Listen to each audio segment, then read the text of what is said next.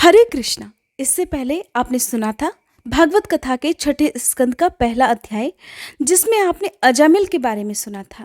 दुरात्मा होने के बाद भी किस प्रकार अजामिल को स्वर्गलोक की प्राप्ति हुई। अगर आप इस बारे में जानना चाहते हैं तो इससे पहले की वीडियो आप जरूर देखिएगा। आज जानिए यम और यमदूतों के संवाद के बारे में।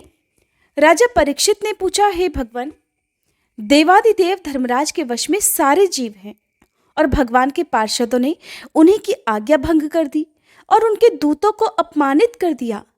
जब उनके दूतों ने यमपुरी में जाकर उनसे अजामिल का वृतांत कह सुनाया, तब सब कुछ सुनकर उन्होंने अपने दूतों से क्या कहा? ऋषिवर, मैंने पहले ये बात कभी नहीं सुनी कि किसी ने किसी भी कारण से धर्मराज के शासन का उल्लंघन किया हो। हे भगवान, इस विषय में लोग बहुत संदेह करेंगे और उसका निवारण तो आपके अलावा और कोई कर ही नहीं सकता, ऐसा मेरा निश्चय है। तब श्री सुखदेव जी कहते हैं, हे परीक्षित, जब भगवान के पार्षदों ने यमदूतों का प्रयास विफल कर दिया, तब उन लोगों ने संयमनीपुरी के स्वामी और अपने शासक यमराज के पास जाकर निवेदन किया, हे प्रभु, संसार के जीव 3 प्रकार के कर्म करते हैं, पाप, पुण्य अथवा दोनों से मिश्रित। इन जीवों को उन कर्मों का फल देने वाले शासक संसार में कितने हैं? अगर संसार में दंड देने वाले बहुत से शासक हों तो फिर किसे सुख मिले और किसे दुख? ऐसे में इसकी व्यवस्था तो एक सी नहीं हो सकेगी। संसार में कर्म करने वाले के अनेक होने के कारण अगर उनके शासक भी अनेक हों तो उन शासकों का शासक बना तो नाम मात्र का ही होगा। जैसे एक सम्राट के अधीन बहुत से नाम मात्र के सामंत होते हैं, इसलिए हम तो ऐसा समझते हैं कि अकेले आप ही समस्त प्राणियों और उनके स्वामियों के भी अधीश्वर हैं। आप ही मनुष्यों के पाप और पुण्य के निर्णायक, दंडदाता और शासक हैं। प्रभु, अब तक संसार में कहीं भी आपके द्वारा नियत किए हुए दंड की अवहेलना नहीं हुई थी, किंतु इस समय 4 अद्भुत सिद्धों ने आपकी आज्ञा का उल्लंघन कर दिया है। प्रभु, आपकी आज्ञा से हम लोग एक पापी को यातना गृह की ओर ले जा रहे थे, परंतु उन्होंने तो बलपूर्वक फंदे काटकर उसे छुड़ा लिया। अब हम आपसे उनका रहस्य जानना चाहते हैं। अगर आप हमें सुनने का अधिकारी समझें तो कहें। प्रभु, बड़े ही आश्चर्य की बात हुई कि इधर तो अजामिल के मुंह से नारायण शब्द निकला और उधर वे डरो मत कहकर झटपट वहां आ पहुंचे। श्री सुखदेव जी कहते हैं, जब दूतों ने इस प्रकार प्रश्न किया, तब देव शिरोमणि प्रजा के शासक भगवान यमराज ने प्रसन्न होकर श्री हरि के चरण कमलों का स्मरण करते हुए उनसे कहा, दूतों, मेरे अलावा एक और ही चराचर जगत के स्वामी हैं। उन्हीं में ये संपूर्ण जगत सूत में वस्त्र के समान ओतप्रोत है। उन्हीं के अंश ब्रह्मा, विष्णु और शंकर इस जगत की उत्पत्ति, स्थिति और प्रलय करते हैं। उन्हीं ने इस सारे जगत को नथे हुए बैल के समान अपने अधीन कर रखा है।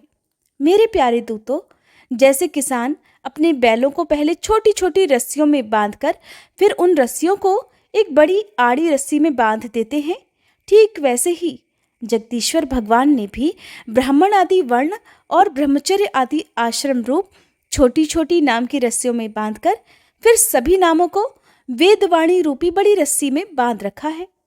इस प्रकार सारे जीव नाम और कर्म रूप बंधन में बंधे हुए भयभीत होकर उन्हें ही अपना सर्वस्व भेंट कर रहे हैं।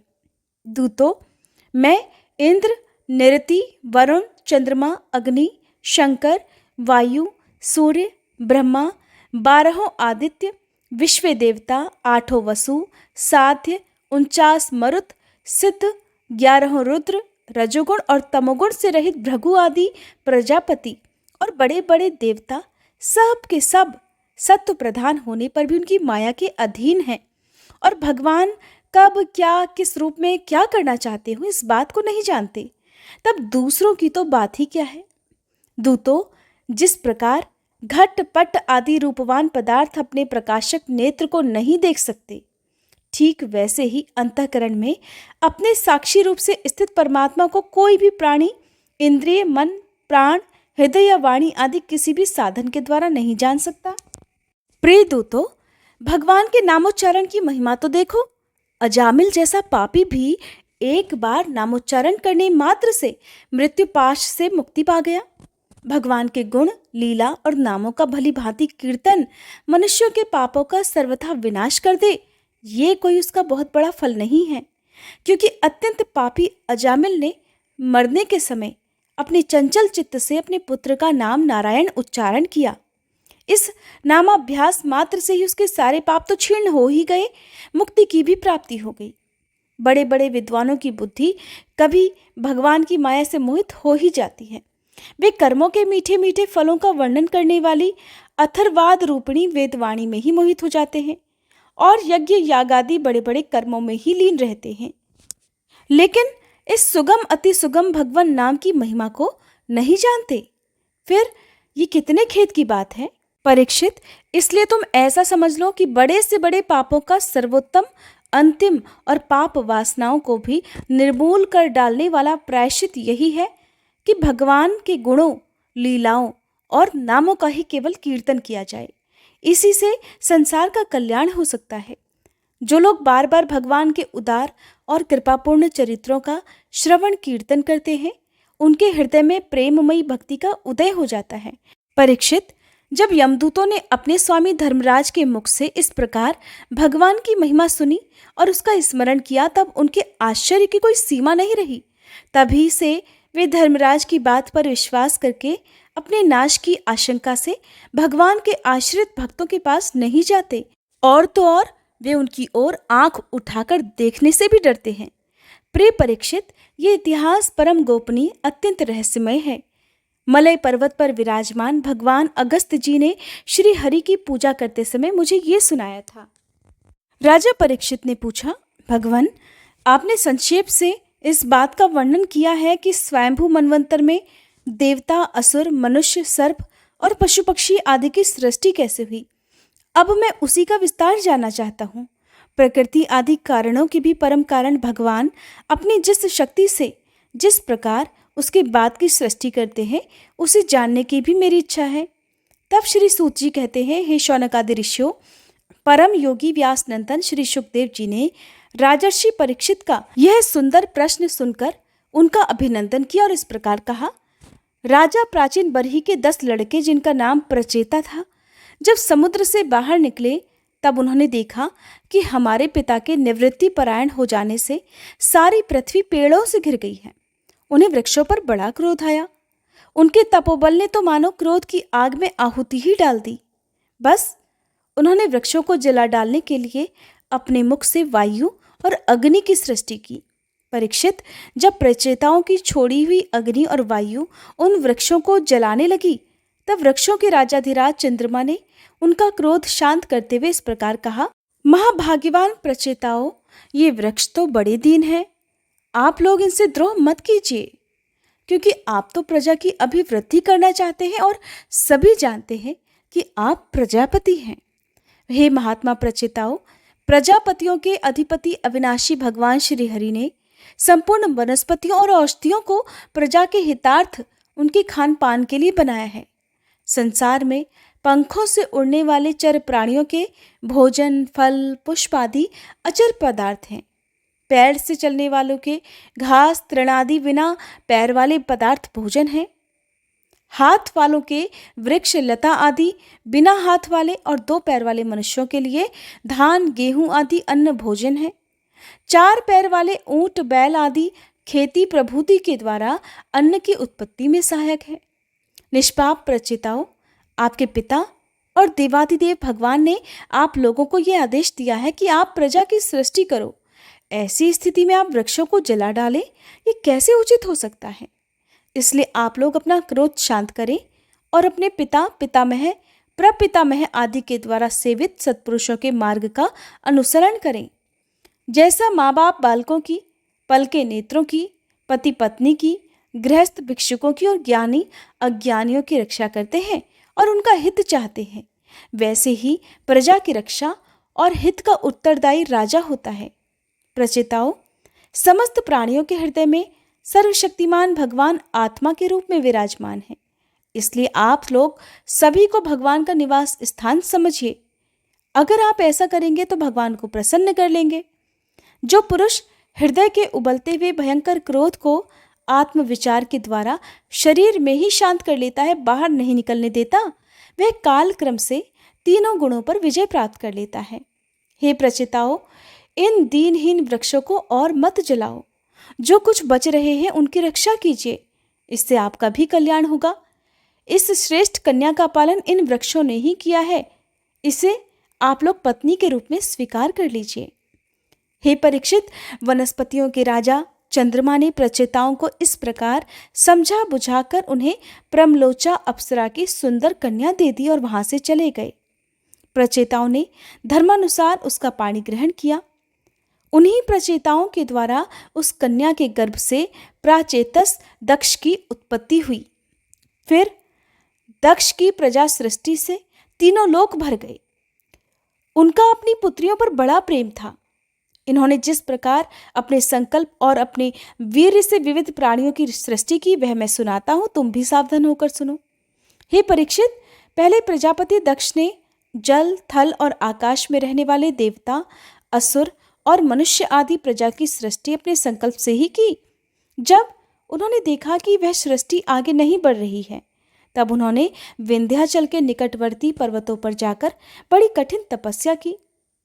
वहां एक अत्यंत श्रेष्ठ तीर्थ है, उसका नाम है अघमर्षण। वह सारे पापों को धो बहाता है। प्रजापति दक्ष उस तीर्थ में त्रिकाल स्नान करते और तपस्या के द्वारा भगवान की आराधना करते। प्रजापति दक्ष ने इंद्रियातीत भगवान की हंस गुह्य नामक स्तोत्र से स्तुति की। उसी से भगवान उन पर प्रसन्न हुए थे। मैं तुम्हें वह स्तुति सुनाता हूं, ध्यानपूर्वक सुनो। दक्ष प्रजापति ने इस प्रकार स्तुति की कि हे भगवान, आपकी अनुभूति, आपकी चित्त शक्ति अमोघ है। आप जीव और प्रकृति से परे, उनके नियंता और उन्हें सत्ता फूर्ति देने वाले हैं। जिन जीवों ने त्रिगुणमयी सृष्टि को ही वास्तविक सत्य समझ रखा है, वे आपके स्वरूप का साक्षात्कार नहीं कर सके हैं, क्योंकि आप तक किसी भी प्रमाण की पहुंच नहीं है। आपकी कोई अवधि, आपकी कोई सीमा नहीं है। आप स्वयं प्रकाश और परात्पर हैं। मैं आपको नमस्कार करता हूँ।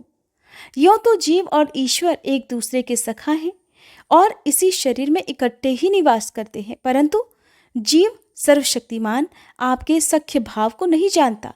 ठीक वैसे ही जैसे रूप, रस, गंध आदि विषय अपने प्रकाशित करने वाली नेत्र, घ्राण आदि इंद्रिय वृत्तियों को नहीं जानते, क्योंकि आप जीव और जगत के दृष्टा हैं, दृश्य नहीं। हे महेश्वर, मैं आपके श्री चरणों में नमस्कार करता हूँ।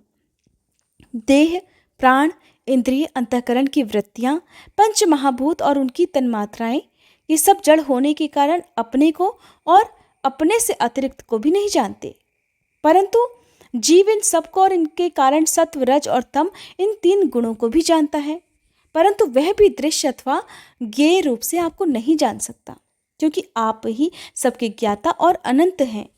हे परमात्मन, आप मुझ पर कृपा प्रसाद कीजिए। लोगों की उपासनाएं प्रायः साधारण कोटि की होती हैं, इसलिए आप सबके हृदय में रहकर उनकी भावनाओं के अनुसार भिन्न भिन्न देवताओं के रूप में प्रतीत होते रहते हैं। ठीक वैसे ही जैसे हवा गंध का सहारा लेकर सुगंधित प्रतीत होती है, परंतु वास्तव में सुगंधित नहीं होती, ऐसी सबकी भावनाओं का अनुसरण करने वाले हे प्रभु, आप मेरी अभिलाषा पूर्ण कीजिए। श्री सुखदेव जी कहते हैं, हे परीक्षित, विंध्याचल के अघमर्षण तीर्थ में जब प्रजापति दक्ष ने इस प्रकार स्तुति की, तब भक्त वत्सल भगवान उनके सामने प्रकट हुए। उस समय भगवान गरुड़ के कंधों पर चरण रखे हुए थे। विशाल और हष्टपुष्ट 8 भुजाएं थी। उनमें शंख, चक्र, तलवार, ढाल, बाण, धनुष, पाश और गदा धारण किए हुए थे। वर्षाकालीन मेघ के समान श्यामल शरीर पर पीतांबर फहरा रहा था। मुखमंडल प्रफुल्लित था, नेत्रों से प्रसाद की वर्षा हो रही थी। घुटनों तक वनमाला लटक रही थी। वक्ष स्थल पर सुनहरी रेखा, श्री वत्स चिन्ह और गले में कौस्तुभ मणि जगमगा रही थी। बहुमूल्य किरीट, कंगन, मकराकृत कुंडल, करधनी, अंगूठी, कड़े, नुपुर और बाजूबंद अपने अपने स्थान पर सुशोभित थे। त्रिभुवनपति भगवान ने त्रैलोक्य विमोहन रूप धारण कर रखा था। नारद, नंद, सुनंद आदि पार्षद उनके चारों ओर खड़े थे। इंद्र आदि देवेश्वरगण स्तुति कर रहे थे और सिद्ध गंधर्व और चारण भगवान के गुणों का गान कर रहे थे। ये अत्यंत आश्चर्यमय और अलौकिक रूप देखकर दक्ष प्रजापति कुछ सहम गए। प्रजापति दक्ष ने आनंद से भरकर भगवान के चरणों में साष्टांग प्रणाम किया। जैसे झरनों के जल से नदियां भर जाती हैं, ठीक वैसे ही परमानंद के उद्वेग से उनकी एक एक इंद्री भर गई और आनंद परवश हो जाने के कारण वे कुछ भी बोल नहीं सके। परीक्षित, प्रजापति दक्ष अत्यंत नम्रता से झुककर भगवान के सामने खड़े हो गए। भगवान सबके मन की बात तो जानते ही हैं। उन्होंने दक्ष प्रजापति की भक्ति और प्रजा वृद्धि की कामना देखकर फिर उनसे इस प्रकार कहा, परम भाग्यवान दक्ष, अब तुम्हारी तपस्या सिद्ध हो गई, क्योंकि मुझ पर श्रद्धा करने से तुम्हारे हृदय में मेरे प्रति परम प्रेम भाव का उदय हो गया है। प्रजापते, तुमने इस विश्व की वृद्धि के लिए तपस्या की है, इसलिए मैं तुम पर प्रसन्न हूँ, क्योंकि ये मेरी ही इच्छा है कि जगत के समस्त प्राणी अभिवृद्ध और समृद्ध हों। ब्रह्मा, शंकर, तुम्हारे जैसे प्रजापति, स्वयंभू आदि मनु और इंद्रादि देवेश्वर, ये सब मेरी विभूतियाँ हैं और सभी प्राणियों की अभिवृद्धि करने वाले हैं। ब्राह्मण, तपस्या मेरा हृदय है, विद्या शरीर है, कर्म आकृति है, यज्ञ अंग है, धर्म मन है और देवता प्राण है। जब ये सृष्टि नहीं थी तब केवल मैं ही था, और वह भी निष्क्रिय रूप में। बाहर भीतर कहीं भी कुछ नहीं था, न तो कोई दृष्टा था न कोई दृश्य। मैं केवल ज्ञान स्वरूप और अव्यक्त था। ऐसा समझ लो मानो सब और सुषुप्ति ही सुषुप्ति छा रही हो। प्रिय दक्ष, मैं अनंत गुणों का आधार और स्वयं अनंत हूँ। जब गुणमयी माया के शोभ से ये ब्रह्मांड शरीर प्रकट हुआ, तब इनमें अयोनिज आदि पुरुष ब्रह्मा उत्पन्न हुए। जब मैंने उनमें शक्ति और चेतना का संचार किया, तब देव शिरोमणि ब्रह्मा सृष्टि करने के लिए तत्पर हुए, परंतु उन्होंने अपने को सृष्टि कार्य में असमर्थ सा पाया। उस समय मैंने उन्हें आज्ञा दी कि तप करो। तब उन्होंने घोर तपस्या की और उस तपस्या के प्रभाव से पहले पहल तुम 9 प्रजापतियों की सृष्टि की। प्रिय दक्ष, देखो, ये पंचजन प्रजापति की कन्या आसिक्री है। इसे तुम अपनी पत्नी के रूप में ग्रहण करो। अब तुम गृहस्थोचित स्त्री सहवास रूप धर्म को धारण करो। ये असिक्री भी उसी धर्म को स्वीकार करेगी। तब तुम इसके द्वारा बहुत सी प्रजा उत्पन्न कर सकोगे। प्रजापते, अब तक तो मानसी सृष्टि होती थी, परंतु अब तुम्हारे बाद सारी प्रजा मेरी माया से स्त्री पुरुष के संयोग से ही उत्पन्न होगी और मेरी सेवा में तत्पर रहेगी। श्री सुखदेव जी कहते हैं, विश्व के जीवनदाता भगवान श्री हरि ऐसा कहकर दक्ष के सामने ही इस प्रकार अंतर्ध्यान हो गए, जैसे स्वप्न में देखी हुई वस्तु स्वप्न टूटते ही लुप्त हो जाती है। हरे कृष्णा। आज का अध्याय समाप्त हुआ। अगले अध्याय में आप जानेंगे श्री नारद जी के उपदेश से दक्ष पुत्रों की विरक्ति तथा नारद जी को दक्ष के शाप के बारे में। उम्मीद करती हूँ आज की ये वीडियो आपको पसंद आई होगी।